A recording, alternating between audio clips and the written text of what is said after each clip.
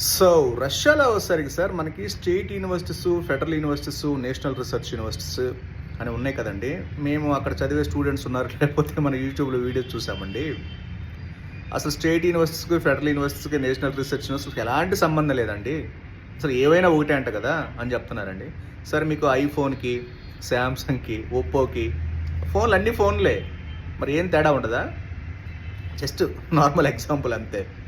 10,000 షర్ట్కి, 5,000 షర్ట్కి, 1,000 రూపాయల షర్ట్కి, 100 రూపాయల షర్ట్ తేడా ఉండదా? సో అలానే నేషనల్ రీసెర్చ్ యూనివర్సిటీస్ అంటే the best of the best అండి, full English medium. So federal universities అంటే ఓకే, బట్ ఇట్స్ వెరీ ఎక్కడ ఫెడరల్ యూనివర్సిటీస్ దొరకవు మనకి, ఎక్కడెక్కడో దూరంగా ఉంటాయి, అన్సెక్యూర్డ్ ఏరియాలో ఉంటాయి. బెటర్ టు అంటే సెంట్రల్ కమాండ్లో ఉంటాయి కాబట్టి. స్టేట్ యూనివర్సిటీ అంటారా, బెటర్ టు స్కిప్. మీరు national research university best option అండి. సెంట్రల్ రష్యాలో ఉంటాయి, బడ్జెట్ కొంచెం ఎక్కువైనా మీకు మంచి క్వాలిటీ ఆఫ్ ఎడ్యుకేషన్ దొరుకుతుంది. ఇక్కడ చదివే స్టూడెంట్స్ ఏంటంటే అడ్మిషన్ చేసుకుంటే ఎంతో కొంత వస్తుందని మీకు ఇలా మ్యానిపులేట్ చేస్తారు. ఆ తర్వాత మీరు లాస్ అవుతారు.